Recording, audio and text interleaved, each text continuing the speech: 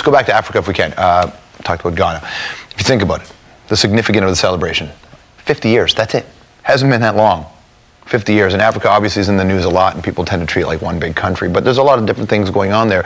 We certainly talked about it on this show. Back in October, when we launched this season of The Hour, Matt Damon, whom you know, of course, was on this show. He talked about his trip to Africa. He had actually gone to Zambia for a few weeks, get a sense of what life is like there. And what he found is what a lot of people find when they go to places like that, is that there's this huge need for fresh water.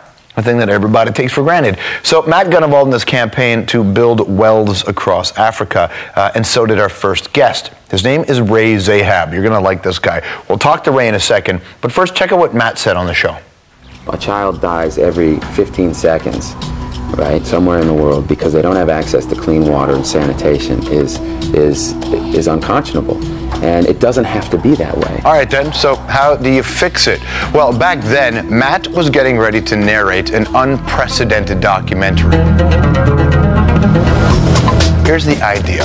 Follow 3 ultra-marathoners as they run across the entire Sahara Desert to raise awareness about the need for clean water in Africa. All right, see that guy right there? Ray Zahab.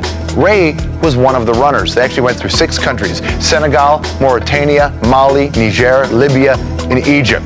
They covered 7,000 kilometers in only 111 days. That's like running back and forth from Toronto to Florida 3 times without the buffets. These guys ran 10 hours a day, sometimes through 45-degree heat. And they ran the final 300 kilometers in just 60 hours with only 2 hours of sleep. Now, my friends, that is extreme. There's some amazing stuff done by him. Ray Zahab, how are you? How you doing? Nice to see you. The pride of Chelsea, Quebec, everybody. What a race. What a run this was. It was incredible. 7,500K, roughly 7,500K, 111 days, not one day off. Just run every day, run every day. Wake up at 4 in the morning, you know, be ready by 5, have coffee, like a quick breakfast of bread and whatever. Now, is it still dark at that time, or is it getting light? Oh, yeah, it's dark. Yeah. It's dark. It's dark until, you know, it changed. It seemed it kept getting darker and darker the further we went, and I don't know if that was psychological or if that was, you know, the way it actually was, but we'd be out by 5, we'd run till noon. I mean, this is some of the stuff that you are right there running through? You see those tracks? Yep. Well, you could tell how deep it is. And those tracks are hard to run in because you got one foot in front of the other. You know, like you're not running naturally in those tracks. It was so tough. That, I believe, is either Mauritania or Mali, one or the other. And as the 3 of you just kind of go, now how fast are you running? Like, what's the speed, the average speed? Well, the average speed, it changes. It depends again on terrain. But, you know, on the road, we'd be up to, you know, probably 10, 11K an hour, something like that. On stuff like this, you're running 7K an hour. Even the divots, you could see, the sand, it's hard to run in, dude. Wow. It's hard to run in. It's almost impossible. It's always hard to run in. Now, there's the 3 guys, the 3 of you just running across, and 12 to 15 hours a day? 12 to 15 hours a day. Okay, yeah. that's at a certain point, is your body saying to you, Oh, mine was saying that like the first day. Like it was hard. It was hard from the first 30K I got into it. I'm like, this is tough. Well, now the idea of this is twofold. I suspect that for you and for a lot of people who would watch, it is just the sheer endurance of it, to see someone run across this. But there was another purpose as well, wasn't there? Which is H2O Africa. Yeah, absolutely. H2OAfrica.org for people to go and check out the website.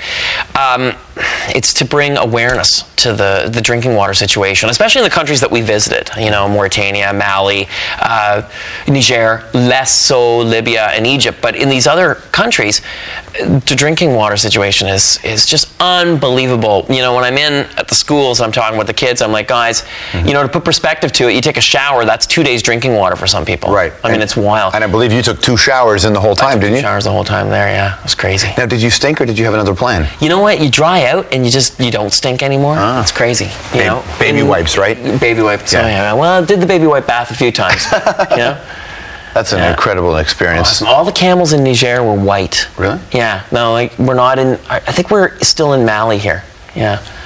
You know, to do this kind of thing, for you, you've done a lot of endurance races. It's one thing, but because you're tying this H2O Africa part and you're going to towns and you're seeing the situation when it comes to drinking water, how prepared were you for what you were going to see? Okay, you know what? It's a great question. I was in Niger once before to race, and I remember there being a camel train. You know, they still mine more or less salt in Bilma and ride back to Agadez, and then they sell the salt. And they've got like 30 or 40 camels in this camel train. There was a little girl there, and she was asking me for something. This was in 2004. She's asking me for something, and I didn't know what she wanted. She kept reaching. She wanted my water bottle, and had this much water. That impacted me. Now, on this time being there, dude, it was unbelievable. Like, you're in it, you're there, you see all of the Sahara, and you're accessing areas that you can only access on foot. So wells are gathering places for people.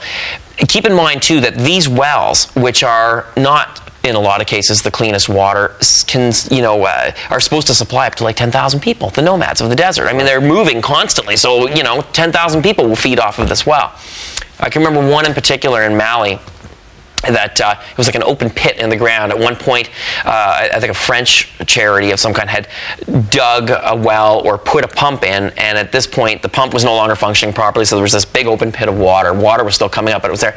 There's camels standing in it, urinating, going to the bathroom, and people are taking water out of there to drink, and we wonder why there's such a high rate of, death from something as simple as diarrhea. I mean, you need clean water. It's the basis of any community. Not that people need to know the inner workings of your bowels, but didn't you have diarrhea when you were doing this? I had diarrhea twice, really bad. Wow, that's the runs, brutal, right? And I had antibiotics. I had everything I needed to eventually, get better. And an awesome doctor. Oh, he's wild. You would absolutely Jeff need that. Peterson, best guy. Well, when you were running through the villages and you were going to places that where you shed some light, put some focus on the situation with water. How did the people there? What was the reaction? Because they're used to people coming in and helping. I'm not sure they're used to people just running through town. Well, that's what was amazing. I mean, we would stop and we'd talk at the wells, and you could see there we would interact with the camera and stuff and have fun with the kids.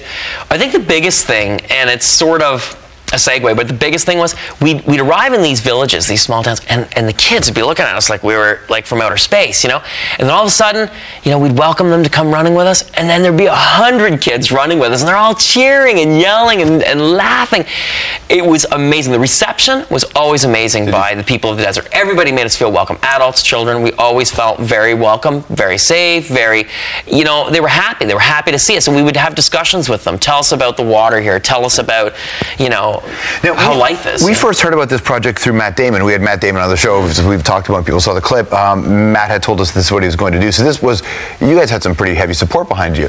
Absolutely. You talked to Matt on the phone? Is that the deal? He did. He called us when we were out there, which was incredible, on the satellite phone, and the dude was amazing. Very, keep up the good work, I'm behind you guys all the way, that sort of thing, and just a great guy. I mean, he seemed very, very nice and all that stuff. This cigarette smoking dude from Chelsea, all of a sudden you're running across it. What a turnaround in your life.